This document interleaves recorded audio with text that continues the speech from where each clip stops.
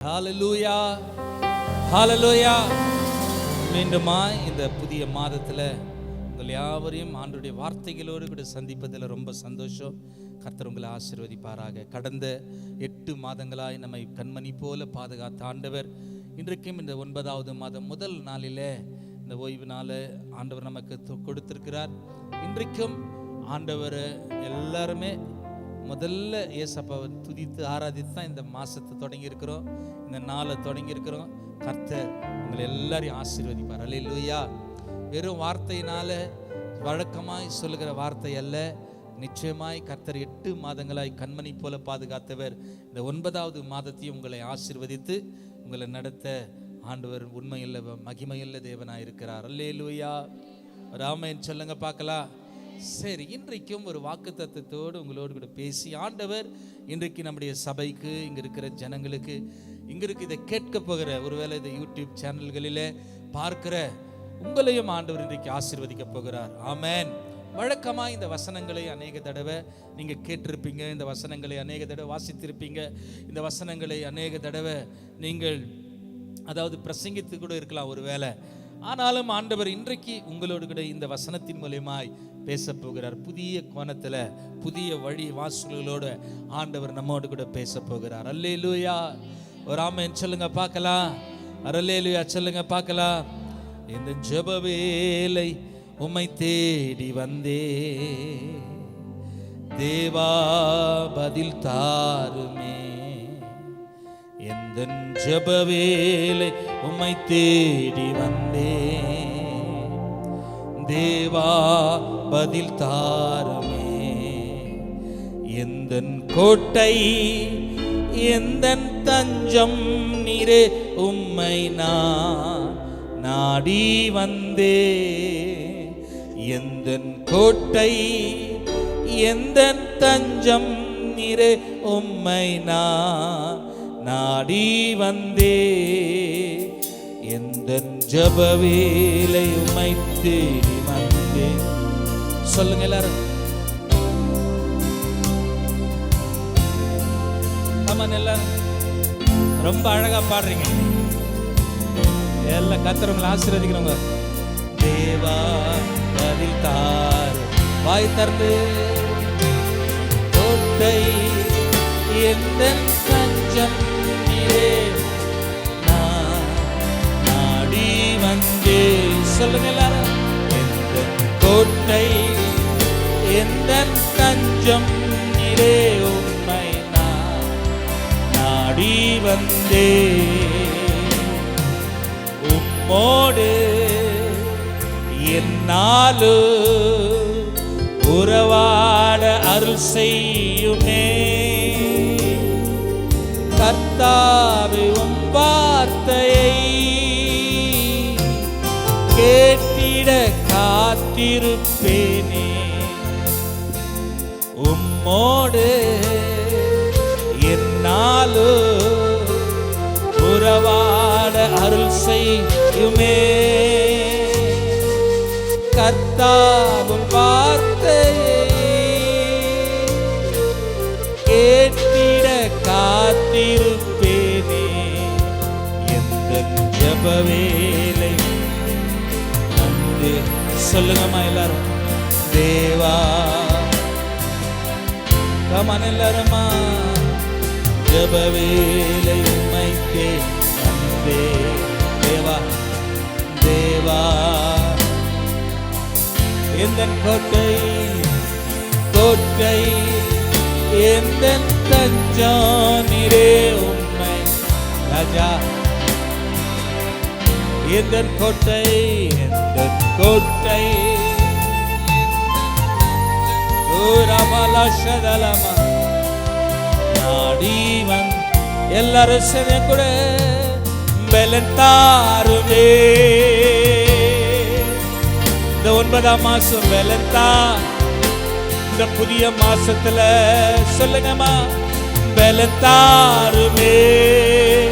இந்த நோயை தாங்க பலன் தாரு, பலன் தாருமே. கரங்களை உயர்த்தி ஓம் பலன் தார். என்னை நடத்திடுமே. கடன் அடைக்க பலன் தாரோ, பலன் தாருமே. இந்த மாசத்தை குடும்பத்தை நடத்த பலன், என் பிள்ளைங்களை நடத்த பலன் தாருமே. ஓ, என் பிள்ளைங்களுக்கு ஃபீஸ் கட்ட பலன் தாரு, பலன் தாருமே. ஓ பலன் தார், என்னை நடத்திடுமே. எனக்கு ஒரு குழந்தை பாக்கியத்துக்கு பலன் தாரு. நாங்கள் கணவன் மனைவியா பிரிந்திருக்கிறோம், பலன் தாரு. ஓ, கணவன் மனைவிக்குள்ள சமாதானம் இல்ல, பெற்றோர் பிள்ளைகளுக்குள்ள சமாதானம் இல்ல, கடன் பாரம், குடும்ப சூழ்நிலை, குழந்தை இல்லாத, திருமணம் நடக்கல, என் வாழ்க்கை வீணா போயிடுச்சு, என் வாழ்க்கையை நான் நிறைய தோத்துட்டு வந்திருக்கிறேன். பலன் தாருமே. இந்த 9ஆம் மாசம் எத்தனை பேருக்கு பலன் வேணும்? இந்த பிரச்சனையிலிருந்து வெளியே வர பலன் வேணுமா? இந்த போராட்டத்திலிருந்து பலன் வரும். உன் குடும்பத்தை நடத்த உனக்கு பலன் வேணுமா? உன் சரீரத்தில் இருக்கிற பலவீனத்தை தாங்க பலன் வேணுமா? பலன் தாரு. பலன் இல்லப்பா டாடி, பலன் இல்லை ஏசப்பா, நீங்க பலன் எனக்கு தாங்கப்பா. உம் பலன் தார். எல்லாம் பாய்ஸ்ல கையை உயர்த்தி சொல்லுங்க, நான் படிக்கிறதுக்கு பலன் தாரு. பாய்ஸ்ங்க கேர்ள்ஸுக்கு கையை உயர்த்துங்க, பலன் தாருமே. ஓ, நான் நல்லா படிக்க பலன் தாங்க, பலன் தார். ஓ பலன் தார். இந்த புதிய மாதத்துல என்ன நடடுமே. நல்ல கையை தட்டி நல்லா சத்தமாய், சத்தம் வரல, சத்தம் வரணும். எஸ், சத்தமா கரங்களை தட்டி ஆமென் ஆமென். நம்முடைய ஆண்டவர் வார்த்தையில் உண்மை இல்லவர். ஆமென். நம்முடைய ஆண்டவர் வார்த்தையை தந்து அந்த வார்த்தையின்படி நம்மை ஆசீர்வதிக்கிற தெய்வம். அல்லேலூயா, அல்லேலூயா. இன்றைக்கும் இந்த 9வது மாதத்திற்கு ஆண்டவர் தருகிற வாக்குத்தத்தம் வாசிக்கலாம். யோவான் எழுதின சுவிசேஷ புத்தகம் 16ஆம் அதிகாரம் 20வது வசனத்தின் கடைசி பகுதியை நாம் வாசிக்க போகிறோம். நீங்கள் துக்கப்படுவீர்கள். சொல்லுங்க பார்க்கலாம். நீங்கள், ஆனாலும் உங்கள் துக்கம் சந்தோஷமாக மாறும். வாசிக்கலாம், வாசிங்க. மெய்யாகவே மெய்யாகவே நான் உங்களுக்கு சொல்லுகிறேன், நீங்கள் அழுது புலம்புவீர்கள், உலகமோ சந்தோஷப்படும். நீங்கள் துக்கப்படுவீர்கள், ஆனாலும் உங்கள் துக்கம் சந்தோஷமாக மாறும். ஹல்லேலூயா. சொல்லுங்க உங்க பக்கத்துல பார்த்து, நீங்க துக்கப்படுவீங்க, ஆனாலும் உங்கள் துக்கம் சந்தோஷமா மாறும். நல்ல கவனிங்க. வேதத்துல துக்கம் இல்லை என்று சொல்லவில்லை, கண்ணீர் இல்லை என்று சொல்லவில்லை, மரணம் இல்லை என்று சொல்லவில்லை, போராட்டம் இல்லை என்று சொல்லவில்லை, உபத்திரம் இல்லை என்று சொல்லவில்லை, வியாதி இல்லை என்று சொல்லவில்லை, பிரச்சனைகள் இல்லை என்று சொல்லவில்லை. ஆனால் ஆண்டவருடைய வசனம் சொல்லுகிறது, நீங்கள் துக்கப்படுவீர்கள், ஆனாலும் உங்க துக்கம் சந்தோஷமா மாறும். எத்தனை பேர் விசுவாசிக்கிறீங்க? எத்தனை பேர் நம்புறீங்க? ஒருவேளை இந்த காலை வேளையில இந்த வார்த்தையை கேட்டுக்கொண்டிருக்கிற தேவ பிள்ளைகளை, என் வாழ்க்கையில் அநேக துக்கத்தை அனுபவித்து வந்திருக்கிறேன். இந்த 8 மாதங்களா நாங்கள் துக்கத்தை அனுபவிச்சிருக்கிறோம். இந்த 8 மாதங்களா நாங்கள் பலவீனத்தை அனுபவிச்சிருக்கிறோம். இந்த 8 மாதமா கடன் பிரச்சனையில் இருக்கிறோம், 8 மாதமா வியாதியில் இருக்கிறோம், 8 மாதமா கணவன் மனைவிக்குள்ள ஒரு பிரச்சனைகள் போராட்டத்தோட வந்திருக்கிறோம். ஒருவேளை நீங்க எப்படி வந்திருக்கலாம், எங்க சபையில நான் பிரசங்கித்துட்டு தான் இங்க பண்றேன். அல்லேலூயா, அல்லேலூயா. இன்றைக்கு தான் இந்த பிரசங்கத்தை ஆண்டவர் எனக்கு கொடுத்தார். அல்லேலூயா, ஆமென், அல்லேலூயா. தேவ பிள்ளைகளை, இன்றைக்கு 9வது மாதம் ஆண்டவருடைய வசனம் சொல்லுகிறது, நீங்க துக்கப்படுவீங்க. அல்லேலூயா. ஆனாலும் உன் துக்கம் சந்தோஷமா மாத்திடுவாரு, உன் வாழ்க்கையை சந்தோஷமா மாத்திடுவாரு, உன் போராட்டத்தை சந்தோஷமா மாத்திடுவாரு, உன் பலவீனத்தை நல்லா சும்மா கைய எப்படி இருந்து வந்தவங்க எப்படியெல்லாம் உங்களை ஆசீர்வச்சாரு, எப்படியெல்லாம் உன்னை உயர்த்தினாரு. ஆமென், அல்லேலூயா, அல்லேலூயா. சொல்ல முடியுமா? ஆமென். வசனம் சொல்லுகிறது 2 விதமான துக்கம் இருக்கிறது பைபிள்ல. வாசிக்கலாம். 2 கொரிந்தியர் 7ஆம் அதிகாரம் 10ஆம் வசனத்துல நாம் வாசிக்கும் பொழுது அங்கே கொரிந்து சபைக்கு அப்போஸ்தலர் பவுல் எழுதுகிறான், தேவனுக்கேற்ற துக்கம், தேவனுக்கு ஏற்ற துக்கம் பின்பு மனஸ்தாபப்படுகிறது. அது என்ன பண்ணுமா? பின்பு மனஸ்தாபப்படுகிறதற்கு இடம் இல்லாமல் ரட்சிப்புக்கு ஏதுவான மனம் திரும்புதலை உண்டாக்குகிறது. போதும் இருங்க. ஒரு துக்கம் என்னன்னா, தேவனுக்கு ஏற்ற துக்கம் பின்பு மனஸ்தாபப்படுகிறவர்களுக்கு இடமில்லாமல் ரட்சிப்புக்கு ஏதுவான மனம் திரும்புதலை உண்டாக்குகிறதாம். இது ஒரு துக்கம். அது என்ன துக்கம்னா, தேவனுக்கு ஏற்ற துக்கம், ஃபார் காட்லி சாரோ. அப்படித்தானுக்கு இது பைபிள்ல. அல்லேலூயா. அப்போ தேவனுக்கு அடுத்த துக்கம் இருக்குது. அடுத்து இன்னொரு துக்கம் இருக்குது பாரு. அது நமக்கு எல்லாருக்கும் இருக்கிற துக்கம். வாசிங்க பார்க்கலாம். லௌகீக துக்கமோ மரணத்தை உண்டாக்குகிறது. அம்மா ராஜாத்தி, ராஜா கேளு. லௌகீக துக்கம், லௌகீக துக்கம்னா லவ் பண்ற துக்கம் இல்லை, உலக பிரியமான துக்கம். அதுல அதுவும் ஒண்ணு. அல்லேலூயா. sorrow of the world. ஆமென். அல்லேலூயா. இன்னொரு துக்கம் என்ன? தேவனுக்கு ஏற்ற துக்கம், godly sorrow. ஆமென். இப்போ பைபிள சொல்லுது, ரெண்டு விதமா பிரிக்குது பாருங்க. தேவனுக்கு ஏற்ற துக்கம் என்ன பண்ணுமா? உன்னை ரட்சிப்புக்குள்ள நடத்திடும். தேவனுக்கேற்ற துக்கம் உன்னை பாதுகாப்பா நடத்திடும். தேவனுக்கேற்ற துக்கம் உன் ஜபத்துக்கு பதில் கொண்டு வரும். தேவனுக்கேற்ற துக்கம் உன்னை ஆசீர்வதித்து நடத்தும். தேவனுக்கேற்ற துக்கம் உன்னை பலப்படுத்தி சகாயம் செய்யும். ஆனால் லௌகீக துக்கம் உன்னை மரணத்துக்குள்ள தள்ளிடும். உலகத்தை யோசித்து தான் நீ செத்து தான் போனோம். அல்லேலூயா. நான் சொல்றது புரியுதா? லௌகீக துக்கம், உலக ஆசை. பாருங்க, ஒரு வீடு கட்டினா இன்னொன்று கட்டணும், ஒரு வண்டி வாங்கினா இன்னொன்று வண்டி, ஒரு 10,000 நகை இன்னும் வாங்கணும். லௌகீக ஆசை. வாங்கக்கூடாதுன்னு சொல்லுவாங்க. திராணியும் தான் வாங்கு, உனக்கு திராங்கினி தான். லோன் போட்டு வாங்காது. இப்போ ஸ்டைலாக லோன்ன்றோம். அதுக்கிட்ட கடன் பேருக்கு தமிழில் கடன், ஆங்கிலத்தில் என்னங்க டிரான்ஸ்லேட் பண்ணுங்க. ஒரு அம்மா சொல்லிச்சு, எனக்கு கடனே இல்லை பிரதர். ஏசப்பா நல்லா ஆசை, ஆனால் மாதம் ஆனால் ஒரு 10,000 ரூபாய் லோன் மட்டும் கட்டுறேன். என்ன நவீன், அது என்ன மாதிரி சொல்றது? அத்தை அல்லேலூயா. என்ன சொல்ற? ஏமா அது லோன் தான், லோன்னா கடை. இப்போ ஸ்டைல் ஆயிடுறாங்க இவங்க தேவ பிள்ளைகளை. உனக்கு திராணியும் தான் நீங்கள் வாங்கலாம், செய்யலாம், கர்த்தருங்களை ஆசீர்வதிப்பார்.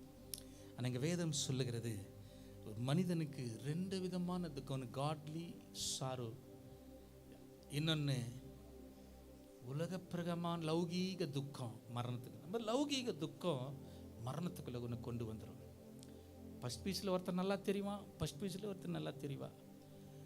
அது டிகிரிக்கு போனால் அது மாறிடும் வேறு. நாங்கள்லாம் அதை பார்த்துட்டு தான் வந்தோம். அப்படித்தான் உலகம். தேவ பிள்ளைகளை, இது லௌகீக துக்கம். உலகத்துக்குரியமான துக்கம் உன்னை மரணத்துக்குள்ளே கொண்டு வரும். ஆனால் தேவனை ஆராதிக்கணும். அதுதான் துக்கப்பட்டு சௌந்தரி சொன்னாங்க. அது என்ன? அது காட்லி சாரோ. ஆண்டவரை துதிக்க மாட்டேன்றாங்களே, ஜெபிக்க மாட்டேன்றாங்களே, வாயை திறக்க மாட்டேன்றாங்களே, அல்லேலூயா சொல்ல மாட்டேன்றாங்களே, ஆமென் சொல்ல மாட்டேன்றாங்களே. எங்கள் சர்ச்சில் இருந்தால் தயவு செய்து வெளியே போய் திறந்து ஒத்திடுவேன். நான் எனக்கு இங்கே பண்ணுறதுக்கு அதிகாரம் தான், என் சர்ச்சில் பண்ணுவேன் நான். ஆமென் அல்லேலூயா. உண்மையாகவே சொல்கிறேன். நீங்கள் வேணுன்னா ஃபேஸ்புக்கில் போட்டு பார்க்குறேன் பாரு, நான் அனுப்பிச்சிருவேன். கை தட்டுறதுக்கு இல்லைன்னா நீ வேறு சர்ச்சுக்கு போயிடுமா.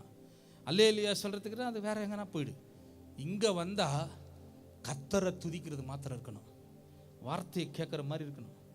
ஆமென் அல்லேலூயா. நான் சொல்கிறது எத்தனை பேருக்கு புரியுது? இங்கே இருக்கிற பிள்ளைங்கள்லாம் 10 வருஷமா 15 வருஷமாக இருக்கிறீங்க. உங்கள் வாழ்க்கை எவ்வளோ மாற்றிக்கிறார் ஆண்டவர். என்ன சத்தியம்? சத்தியத்து கிருஷ்ணகிரிலேருந்து இட்டுன்னு வரும்போது எப்படி வந்தான்னு தெரியுமா? நாங்கள் தான் போயிட்டு வந்தோம். கிருஷ்ணகிரியில் அப்ளிகேஷன் பண்ண தேவிட்டு யூதராஜ் சர்ச்சில். கரெக்டாக இல்லையா? புரியுதா? அப்போ நாங்கள் தான் சர்ச்சில் போய் அனௌன்ஸ்மெண்ட் பண்ணி அந்த பேட்சில் வந்தது. ஆரம்ப பேட்ச் இது 2010-9. கரெக்டாக? இப்போ என்ன வருஷம் ஆச்சு? எவ்வளோ டிரான்ஸ்ஃபர்மேஷன் பாருங்கள் ஒரு வாழ்க்கையில், எவ்வளோ ஒரு மாற்றம் பாருங்கள் ஒருத்தருடைய வாழ்க்கையில். ஆமென். நான் ஆண்டவருக்கு நன்றி சொல்வதிலும் ஆண்டவரை மகிமைப்படுத்துவதிலும் நம்ம உலக துக்கத்தை பார்க்குறோம். ஐயோ எப்போ முடிக்குமோ, ஐயோ எப்போ இந்த வார்த்தை முடியும், எப்போ பைபிளை படிக்கணும். 3 பைபிளை எக்ஸிபிஷனில் வச்சுருந்தாங்களாம். எத்தனை பைபிள்?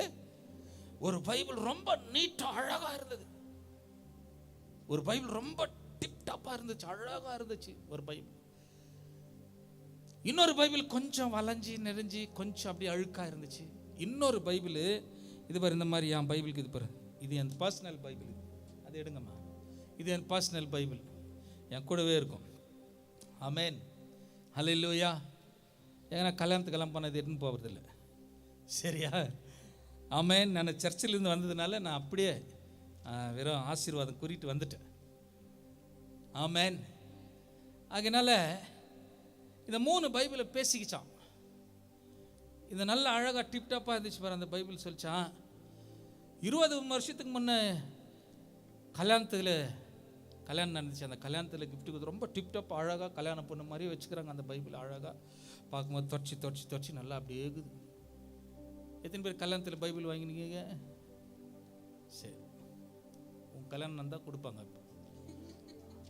ஆமென். அப்படியே அழகாக இருக்குது அந்த பைபிள். சொல்லிச்சான் என்னை யாருமே எடுக்கிறதில்ல, எப்போ தொடச்சி வைக்கிறாங்க அவ்வளோதான் அப்படின்னு சொல்லிச்சு. இந்த கொஞ்சம் அழுக்கா வளைவா நடுவா இருக்குது இப்போ அந்த பைபிள். சொல்லிச்சா என்ன ஞாயிற்றுக்கிழமான தான் அவன் தேடுறான், பீராப்ப சந்தில் இருக்குதா இல்லை செல்ஃப் மேலே வச்சுக்கிறா, டிவி மேலே வச்சுக்கிறான்னு பொண்டாட்டி அடிக்கிறான். ஞாயிற்றுக்கிழமான சில பேர் எடுப்பாங்க, சில பேர் வாங்கினதோடு சரி 20 வருஷம் அங்கேயே இருக்கும். அதுக்கு அர்த்தம் சில பேர் ஞாயிற்றுக்கிழமை மாத்திரம் பைபிள் எடுப்பாங்க. இந்த பொத்தலாக பேஜாக வந்துக்கு போது அது சொல்லிச்சான் டெய்லி நான் வாசிக்கப்படுகிறேன், டெய்லி நான் சுமக்கப்படுகிறேன். வேலைக்கு போனால் வேலை மேலே, ட்ரெயினில் போனால் ட்ரெயினில், படுக்கிற இடத்துல போனால் பெட்டு மேலே, சர்ச்சுக்கு போனால். ஆமென். உன்னுடைய சாட்சியை குறித்து உன் கையில் இருக்கிற பைபிளை சொல்ல, வேற அவங்க சொல்ல வேண்டிய அவசியம் இல்லை. ஆமென். எத்தனை பேர் எவ்வளோ நேரம் பைபிள் படிக்கிற, எவ்வளோ நேரம் வசனத்தை வாசிக்கிற, எவ்வளோ நேரம் வசனத்துக்காக தாகமாக இருக்கிற. இங்கே வச்சுக்கிறானுங்க பாரு பைபிள், புது பைபிள் வாங்கினா கூட கீழ்ச்சி வைக்கிறான், கீழ்ச்சி நல்லா இருக்கிற அட்டை கீழ்ச்சி எட்டுன்னு வரான். பார்த்துக்கிறேன் எவ்வளோ புதுசாக கொடுத்தாரு ஐயா. ஆமென். நல்ல பைபிள் வாங்கணும். வேலைக்கு போகிறவங்கெல்லாம் சம்பாதிக்கிறவங்களெல்லாம் புரியுதுங்களா? நீ சம்பாதனையில் நல்ல பைபிள் வாங்கி வைக்கணும். 2000 ரூபாய் 3000 ரூபாய் நல்ல விலை உயர்ந்த பைபிளை வாங்கி வை. அந்த பைபிளை நல்லா படி. ஆமென். அல்லேலூயா, ஹல்லேலூயா. நான் ஷர்லின் அவங்கெல்லாம் இப்போ சோமுக்கெல்லாம் நான் வாங்கி கொடுத்தேன்.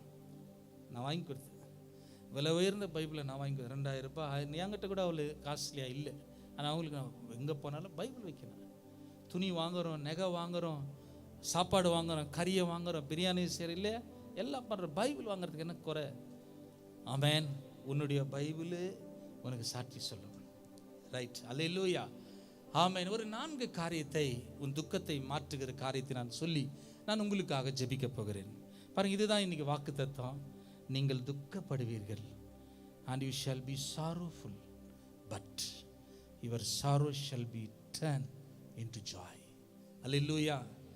உங்கள் துக்கம் சந்தோஷமாக மாறும்.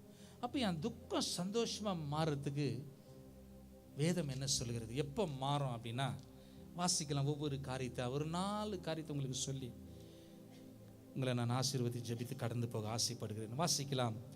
ஏசாயா எழுதின தீர்க்க தரிசன புத்தகம் 60ஆம் அதிகாரம் 22வது வசனம்.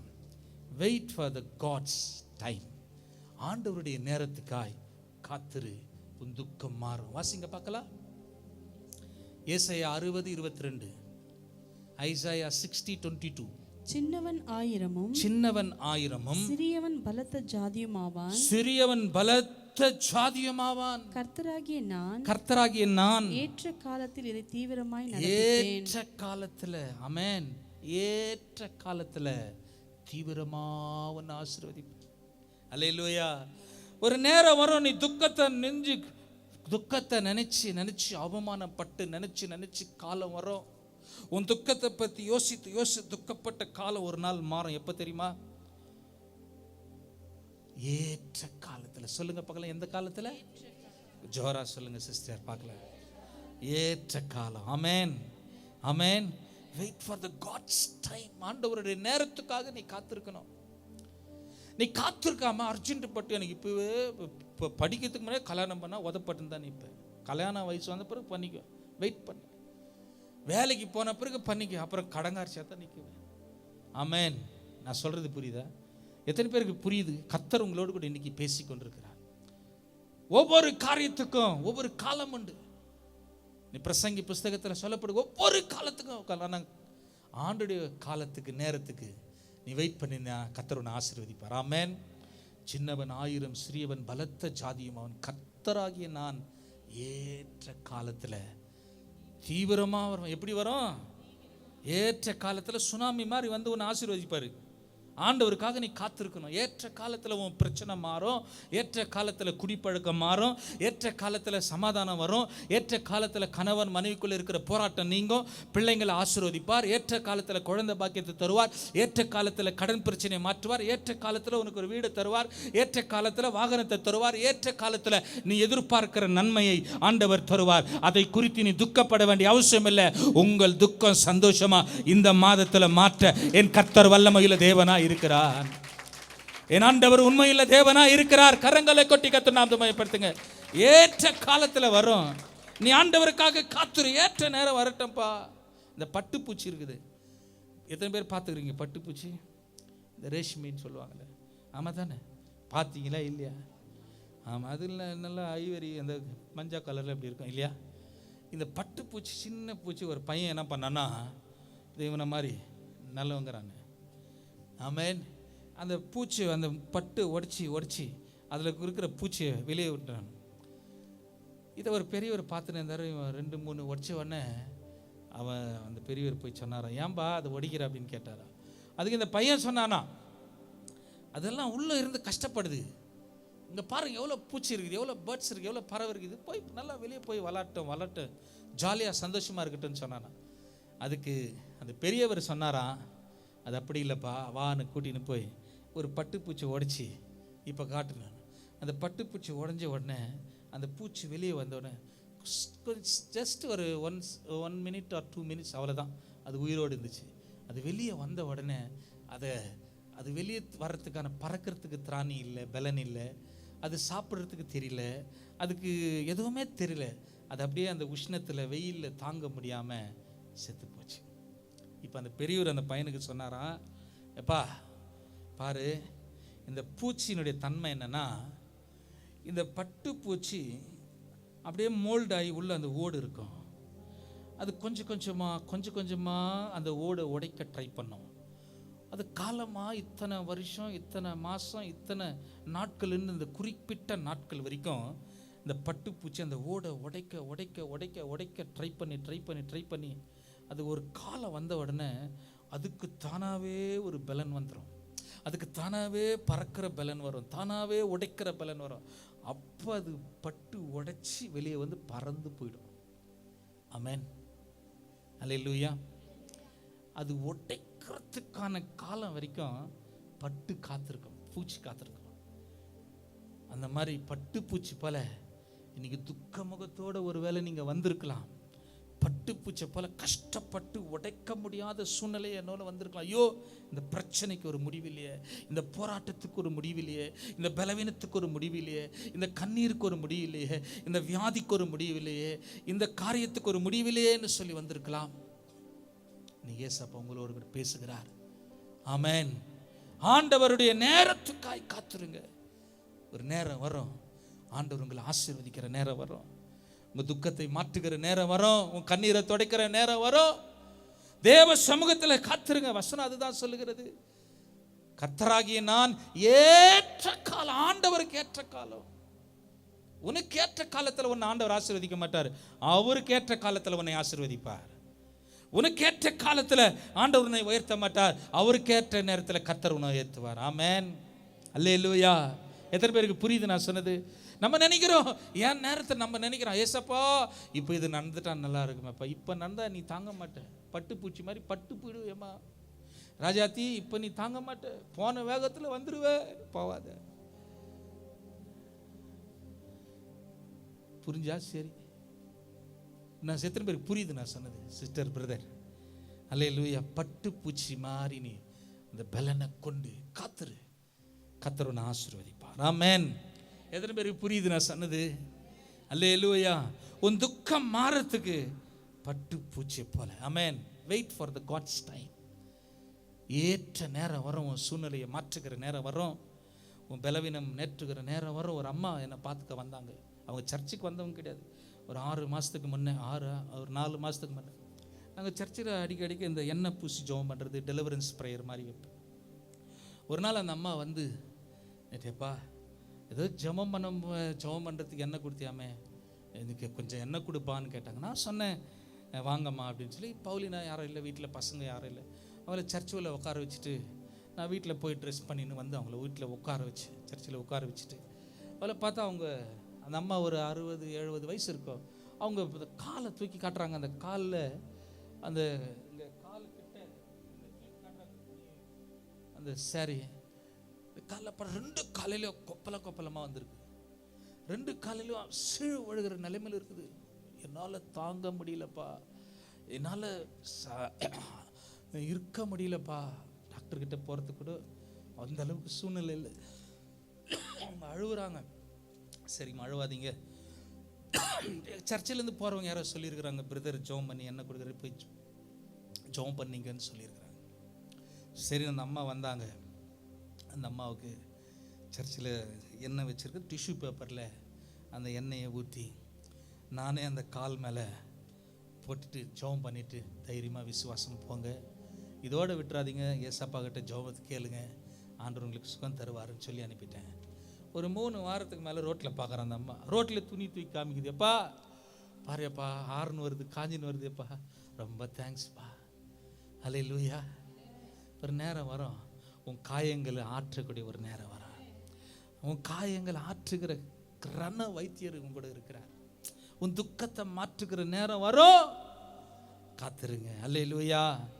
அர்ஜென்ட் பட்டு நீ எந்த முடிவு எடுத்தா உனக்கு தான் லாஸ்.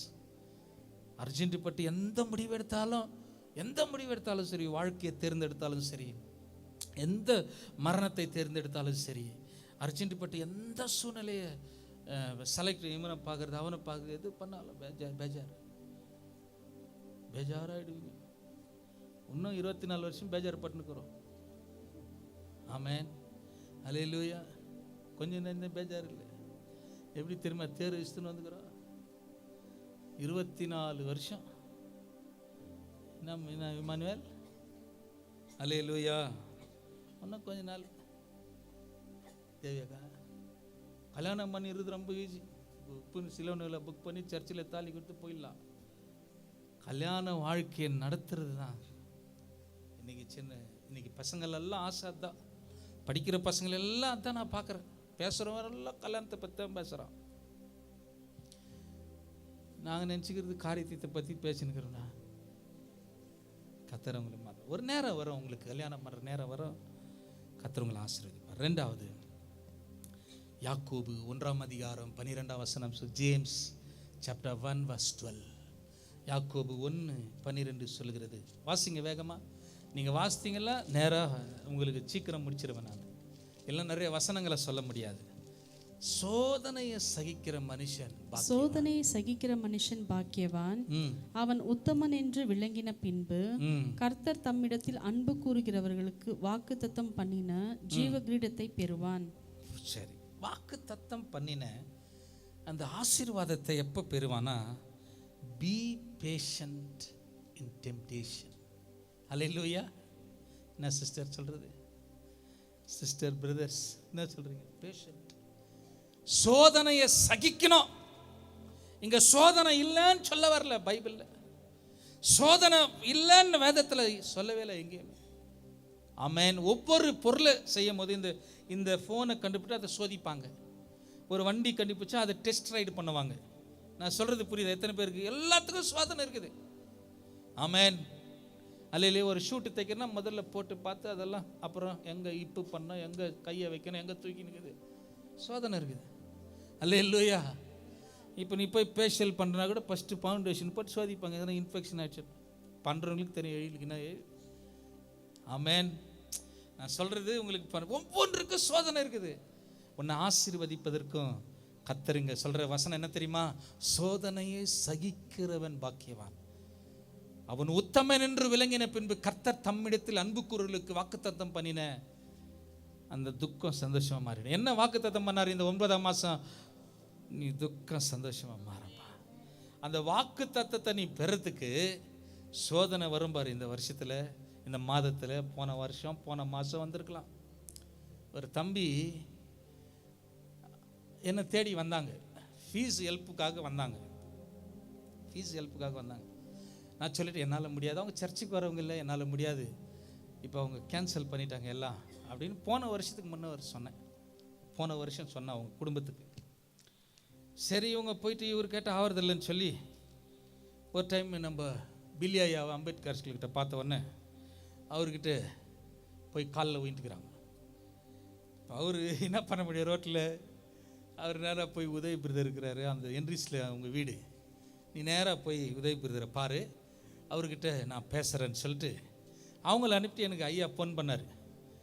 இந்த மாதிரி ஒரு ஃபேமிலி ஹஸ்பண்ட், ஒரு பையன் வருவான், அவன் மனைவி இல்லை, அவன் வருவான், அவங்ககிட்ட பேசு, அவன் சூழ்நிலையை பாரு. அவர்கிட்ட போனோடனே அவன் கோன்னு அழுதுட்டுக்கிறான். இவர் மனசு இறங்கிட்டு இருக்குது, இவர் அழுது உடனே இறங்கிடுறாள்.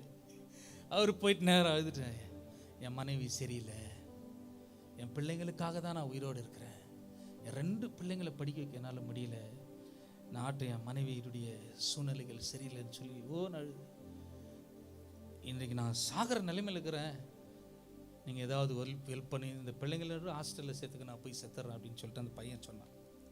சரி உடனே அவர் சொன்னோன்னே அவன் அனுப்புன்னு மறுநாள் வந்தாங்க.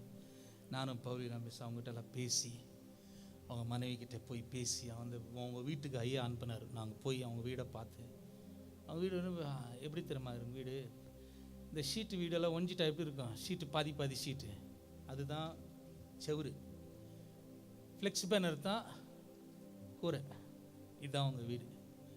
சரி அந்த நிலைமையை சொன்னோன்னே ஐயா சரி அவங்களுக்கு ஹெல்ப் பண்ணலாம். அப்போ சொன்னார் சர்ச்சுக்கு போனோம். நந்து சாட்சி சொல்கிறேன் நான் உங்களுக்கு. ஆமேன்.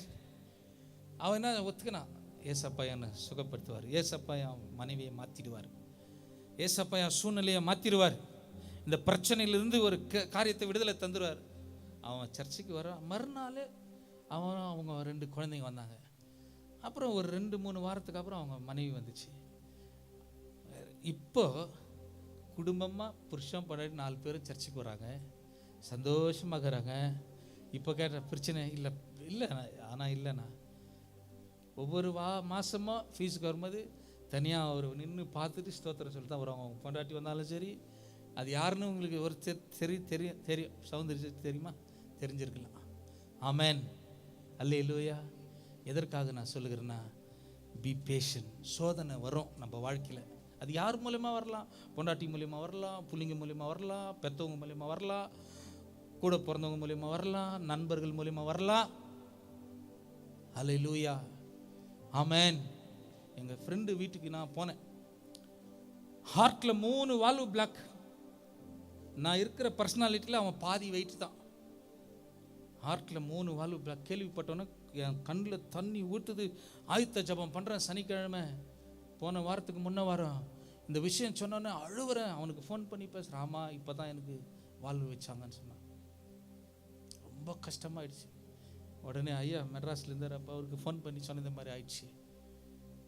சரி மறுநாள் நான் சண்டே பிஸியாக இருந்து திங்கக்கிழமை வந்தாலும் அவங்க வீட்டில் போய் பார்த்தேன், பேசினேன். அவங்க ஒய்ஃப் என்ன தெரியுமா சொன்னாங்க, உனக்கும் அவருக்கு ஒரே வயசு தானேண்ணா, என் குழந்தை பாரு எவ்வளோ பெருசு, உங்கள் பிள்ளைங்க எவ்வளோ படிக்கிறாங்க பாரு. இது கேட்டவொடனே ரொம்ப துக்கம் ஆயிடுச்சு எனக்கு.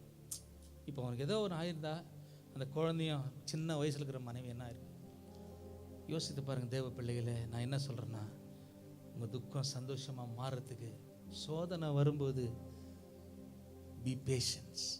கொஞ்சம் சோதனை வரும் நம்ம வாழ்க்கையில், ஆண்டவர் அனுமதியோடு வரும், ஆண்டவர் அனுமதிப்பார் அது. அல்லேலூயா. இப்போ வசனத்துக்காகிறது கூட சில பேர் சோதனையாக உக்காந்துக்கிறானுங்க. டே எப்பா உங்கள் மூஞ்சை பார்த்தாவே சொல்லிடுவேன் நான். காலையில் சோறு துண்டு உக்காந்துக்கிறான், சோறு துணாது 2வது பிரசங்கம். இப்போ அல்லேலூயா. ஒரே டீ தான் 6:30 மணிக்கு குளிச்சுட்டு குடிச்சுது. டீ குடிக்க கூட டைம் இல்லாத ஓடியாந்து தர்ஷன் பண்ணிட்டார். ஆமென். ஒரு அல்லேலூயா சொல்லுங்க பார்க்கலாம். சோதனையை சகிக்கிற மனுஷன் பாக்கியவான். அப்போ உன் துக்கம் மாறினா முதல்ல wait for the God's time. ஆண்டவர் நேரத்துக்காக காத்திரு, உன் துக்கம் மாறிடும். உன் துக்கம் மாறுறதுக்கு ரெண்டாவது, சோதனை வரும்போது அதை சகித்துக்கொள், உன் துக்கம் மாறிடும். மூன்றாவது, we have faith in sorrows. வாசிக்கலாம் எபிரேயர் 11:6. விசுவாசமாயிரு. விசுவாசம் இல்லாம தேவனுக்கு பிரியமாய் இருப்பது கூடாத காரியம். ஏனென்றால் தேவனிடத்தில் சேருகிறவன் அவர் உண்டென்றும் அவர் தம்மை தேடுகிறவர்களுக்கு பலன் அளிக்கிறவர் என்றும் விசுவாசிக்க வேண்டும். அவரை தேடுறவங்களுக்கு பலன் வரும் நம்பணும். காரியம் மாறிடும் நம்பணும், சும்மா மாறாது. அவர் மேல நம்பிக்கை வைக்கணும், விசுவாசம் வைக்கணும். அல்லேலூயா, அல்லேலூயா. விசுவாசிக்கணும், நம்பணும். ஏசப்பாவை நம்ம முழு மனசோட நம்பிக்கையோ விசுவாசத்தோட வரணும். விசுவாசம் இல்லாமல் ஆண்டவருக்கு பிரியமா இருப்பது கூடாத காரியம். நீ என்ன ஜெபம் பண்ணாலும் வாய்க்காது, நீ என்ன பிரயாசப்பட்டாலும் நடக்காது, நீ என்ன முட்டி மோதினாலும் விசுவாசம் இல்லாமல் ஒண்ணுமே செய்ய முடியாது. அல்லேலூயா. விசுவாசிக்கிறவனுக்கு எல்லாம் கூடும். விசுவாசிக்கிறவன் தேவ மகிமையை காண்பான். அல்லேலூயா. வசனம் சொல்லுது, உன் துக்கம் மாறணும்னா இந்த துக்கம் ஒரு பக்கம் பாக்கெட்டில் போட்டு வச்சுக்கோ, புரியுதா? பர்ஸில் போட்டு வச்சுக்கோ. ஆண்டவர் மேலே விசுவாசமாயிரு. துக்கத்தை யோசித்தனே, ஹாஸ்பிட்டல் யோசித்தனே, மருந்து மாத்திரை யோசித்தனே. நான் உண்மையாக சொல்கிற மாதிரி, எனக்கு போன மாதம் 20 நாள் கண்டினியூவாக எனக்கு இரும்பல். நான் உடனே எனக்கு என் உடம்புல கொஞ்சம் மாற்றம் தெரிஞ்ச உடனே பவுலினா மிஸ்லாம் அவ்வளோ சாதாரணமாக ஊசிக்கு பயம், அவ்வளோ சாதாரணமாக ஹாஸ்பிட்டலுக்கு வரமாட்டாங்க. நான் உடனே போனேன், ஒரு இன்ஜெக்ஷன் போடலாம். எனக்கு ஒரு இரும்பல் ஸ்டார்ட் ஆகிடுச்சு. அந்த இரும்பல் வந்தாவே எனக்கு ஒரு 20 நாள் இருக்கும். நான் என்ன செஞ்சேன் பார்த்தேன், ஒரு 3 நாள் பயங்கரமான கஷ்டம். இன்ஜெக்ஷன் போட்டு மாத்திரை சாப்பிட்டு ஆகலை. அப்புறமா ஐயா மெட்ராஸ்லேருந்து ஃபோன் பண்ண எப்படிக்கிறேன்னு கேட்டார். அப்புறம் அவர் மாத்திரை சொன்னார். அவர் சொன்ன மாத்திரையும் சாப்பிட்டு பார்க்குறேன், பகலில் நல்லாக்குது, ராத்திரி போனால் ஸ்டார்ட் ஆகுது. ராத்திரி வந்தவோ பயமாகுது. இந்த பக்கம் பொண்டாட்டி ஒரு பக்கம் ஐயோந்து, இந்த பக்கம் புள்ள வைக்கும் டாடி இருந்து. ஆமேன். இரும்புனா என்ன ஆகும்? ஒரே ரூமில் வேறு படுக்கிறோமா, புரியுதா? இப்போ நான் இரும்புனா நான் வெளியவும் போக முடியாது. நீ போயிட்டா எங்கன்னு இவங்க வேறு. இப்போ நான் என்ன ஒரே புழுப்பாரு இருமின்னு இவங்க விடவும் மாட்டேன்றாங்க தேவியாக்கா. ஆமேன். அல்லேலூயா. சரின்ட்டு பயங்கர கஷ்டம். என்ன பண்ணேன், உண்மை நடந்தது சொல்கிற பாரு. மாத்திரைலாம் வாங்கி வச்சுருந்தேன். 10 நாள் பார்த்தேன், எடுத்து போட்டேன். மாத்திரைலாம் எடுத்து அந்த பாக்ஸில் போட்டு வச்சுட்டு, நான் மாத்திரை சாப்பிட மாட்டேன், மருந்து சாப்பிட மாட்டேன், எனக்கு வெறும் சுத்தனி வைங்க. நம்பனா நம்புங்க, படுக்க போகும்போது நல்லா இருக்கும். படுக்கிறேன்னு இப்படி ஒரு 5 நிமிஷம் படுத்துவனே 45 மினிட்ஸ் கண்டினியூவாக இரும்பல் வரும். அந்த யூஸ் அண்ட் த்ரோ கிளாஸில் அந்த எச்செல்லாம் துப்புறம் அப்படியே பாதி முக்கா வரைக்கும் வரும். அது முடிச்சு அந்த ரிலீஃப் ஆன பிறகு திரும்ப அப்படியே நல்லா தூக்கம் வரும். ஒரு மாத்திரை எடுக்கல, ஜபம் பண்ணிட்டு விட்டேன். ஒரு வாரம் நந்துச்சு. இன்னைக்கு மாத்திரை சாப்பிடல, இன்னைக்கு மருந்து சாப்பிடல, எந்த ஹாஸ்பிட்டலுக்கும் போல. ஏசப்பா என்னை பூரண சுகமாக வச்சாரு. நம்புறவங்க யாராவது இருந்தால் கையை தட்டி கத்துனா நம்பணும். நீ ஆண்டவரை விசுவாசிக்கணும். ஆண்டவர் எனக்கு சுகத்தை தருவார் என்று விசுவாசிக்கணும். அதுதான் வசனம் சொல்லுது.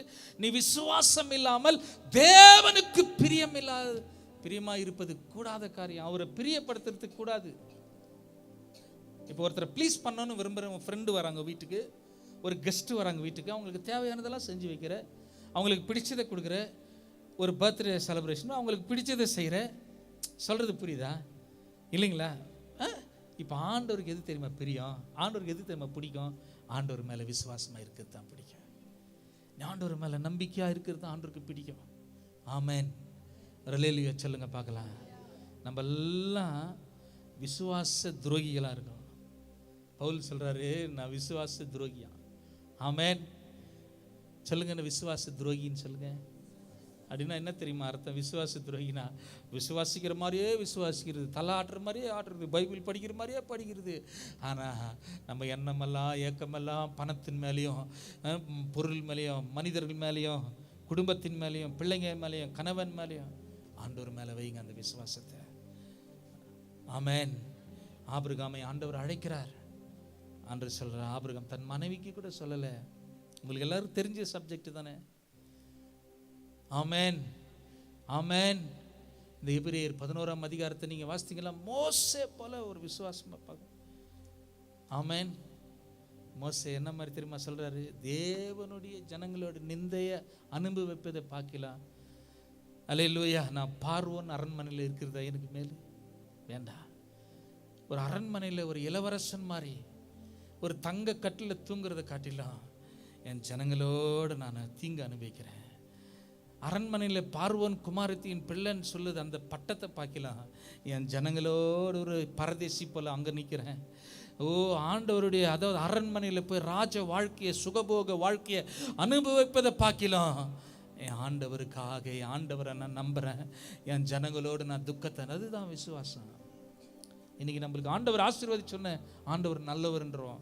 இன்னைக்கு ஆண்டவர் நம்மளை உயர்த்தி வச்சோன்ன ஆண்டவர் நல்லவர்ன்றோம். இன்னைக்கு ஆண்டவர் பதவி பட்டம் கொடுத்தோம் ஆண்டவர் நல்லவர்ன்றோம். வேண்டாம். எந்த சூழ்நிலையிலையும் ஆண்டவர் எல்லாத்தையும் மாற்றுவார். இது அனுபவிச்சு ஒரு ஆண்டவர் தான். எனக்கு மனைவியை கொடுத்தது ஆண்டவர், கணவனை கொடுத்தது ஆண்டவர், பிள்ளைகளை கொடுத்தது ஆண்டவர், ஆசீர்வாதத்தை கொடுத்தது ஆண்டவர், குடும்பத்தை கொடுத்தது ஆண்டவர். எல்லாத்தையும் அந்த ஆண்டவர் மேல் நம்பிக்கை கர்த்தர் நிச்சயமா மாத்திடுவாரு. உன் துக்கத்தை சந்தோஷமா மாத்திடுவாரு. நம்பர் உங்க கரங்களை தட்டி கர்த்தர் நாமத்தை மகிமைப்படுத்துங்க. நம்பர் உங்க கரங்களை தட்டி கர்த்தர் நாமத்தை மகிமைப்படுத்துங்க. பாருங்க, உன் துக்கம் மாறணும்னா ஆண்டவர் நேரத்துக்காக wait for the God's time. ரெண்டாவது, உன் துக்கம் மாறணும்னா டெம்டேஷன் வரும்போது, சோதனை வரும்போது சகித்துக்கொள்ளுங்க. மூணாவது, விசுவாசமா இருங்க. துக்கத்தில் அதான் கஷ்டம் வரும், அப்போதான் ஒருத்தன் வருவான். வா இங்கே போயிட்டு வரலாம், வா அங்கே போகலாம், வா கொஞ்சம் குச்சிடலாம் வருவான். எனக்கெல்லாம் அப்போ ஃப்ரெண்ட்ஸுங்க இருப்பாங்க. கொஞ்சம் பிரச்சனைன்னு பிரச்சனைக்கு ஒரு குடி குடிக்கணும், சந்தோஷமாக இருந்தால் அதுக்கு ஒரு குடி குடிக்கணும். மனு எப்படி பார் ஏசப்பா அதெல்லாம் மாற்றி உங்கள் முன்னால் நிற்க வச்சார். நாலாவது, கடைசியாக நான்காவது, 1 நாளாகமம் 10ஆம் அதிகாரத்தை திருப்பிக்கலாம். இங்கே ஒரு தாய் துக்கத்தில் இருக்கிறவனை கர்த்தர் எப்படி ஆசீர்வதிச்சார் பாருங்களேன். 1 Chronicles chapter 4 verse 8. கோஸ் என்பவன் அனூபையும் சோபாக்கையும் ஆரூமின் குமாரனாகிய அகர்கேலின் வம்சங்களையும் பெற்றான்.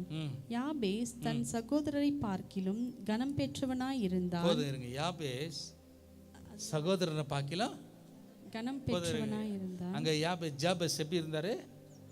அண்ணன் தம்பியை பார்க்கலாம், கூட பிறந்தவங்களை பார்க்கலாம், அங்கே இருக்கிற சொந்த பந்தங்களை பார்க்கலாம், சமுதாயத்தில் இருக்கிற ஜனங்களை பார்க்கலாம். அவன் எப்படி இருந்தான்? கனம். he was honored man. ஒரு ஆனரபிள், ஒரு அப்படியே இப்போ சீஃப் மினிஸ்டர், ஆனரபிள் சீஃப் மினிஸ்டர்ன்றான். ஒரு பெரிய எம்எல்ஏ வந்து ஆனரபிள் எம்எல்ஏ எம்பின்றான். ஆமாவா இல்லையா? இந்த ஜாபஸ் எப்படி இருந்தாரா? கனம் பெற்ற. ஆனா அவன் தாய் 9ஆம் வசனத்துல சொல்றாங்க, வாசிங்க. அவன் தாய் துக்கத்தோடு அவனை பெற்றேன் என்று சொல்லி, நான் துக்கத்தோடு அவனை பெற்றேன் என்று சொல்லி அவனுக்கு யாபேஸ் என்று பெயரிட்டாள். அவனுக்கு யாபேஸ் என்று பெயரிட்டாள். எப்படி பெயரிட்டாள்? யாபேஸ். அவளுக்கு என்ன பெயரிட்டா? துக்கத்தில் இருக்கிற யாபேஸ். ஆமென். இப்ப பாருங்க, நல்லா உங்களுக்கு புரியுற பாரு. இவன் கனம் பெற்றான், இவன் ஆனர் பண்ணப்படுகிறான், இவன் மகிமைப்படுத்த உயர்த்தப்படுறான். அது காரணம் என்ன? அவன் பேரே துக்கம். அவங்க அம்மாவே சொல்றாங்க, அவனை துக்கத்தில் பெற்றெடுத்ததுனால ஆமென் அவனுக்கு என்ன பேர் வச்சாங்க? அந்த அவங்க அம்மா எப்படி பெற்றெடுத்தாங்க அவனை? சொல்லுங்க கொஞ்சம் ஜோரா தான். ஆமென். இப்ப துக்கம் போய் ஜெபம் பண்ணுது 10ஆம் வசனத்துல. துக்கத்தில் இருக்கிற யாபேஸ் ஜெபம் பண்ணுகிறான்.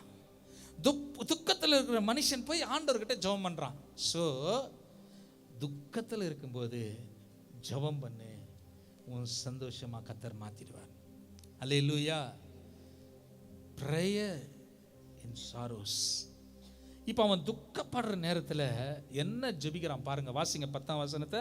யாபேஸ் இஸ்ரவேலின் தேவனை நோக்கி, தேவரீர் தேவரீர் என்னை ஆசீர்வதித்து பாருங்க எவ்வளவு அழகா ஜெபம் பண்றாரு. தேவரீர் என்னை ஆசீர்வதியும், என் எல்லையை பெரிதாக்கி அடுத்து என் எல்லையை பெரிதாக்கும், உமது கரம் என்னோடு இருந்து அடுத்து உமது கூடவே உங்க கை என் கூடவே இருக்கு. நம்ம எப்படி ஜெபம் பண்றாரு, எவ்வளவு அழகா ஜெபம் பண்றாரு பாருங்க.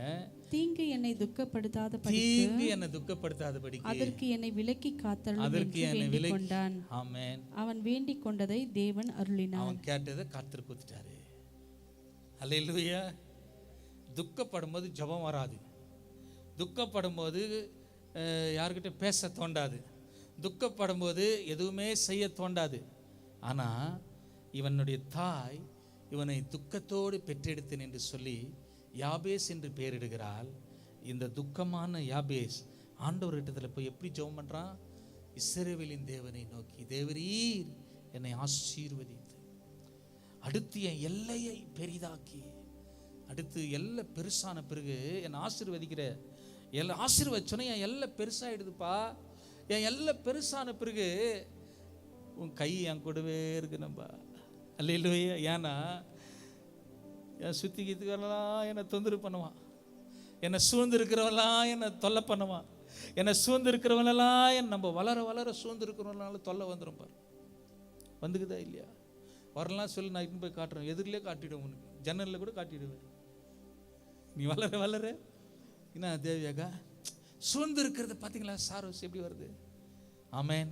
இங்கே யாபேஸ் போய் ஜெபம் பண்ணுறான். என்ன ஜெபம் பண்ணுறான், ஆண்டவர்கிட்ட போய் ஜெபம் பண்ணுறான், உமது கரம் என் கூடவே இருக்கணும்ப்பா. எதுக்காக கரம் கூட இருக்கணும், தீங்கு என்னை துக்கப்படுத்தக்கூடாது, அந்த தீங்கு என் குழந்தைகளுக்கு தொடக்கூடாது, தீங்கு என் ஊழியத்தை தொடக்கூடாது, தீங்கு என் சபையை தொடக்கூடாது, தீங்கு என் மனைவியை பிள்ளைகளை தொடக்கூடாது.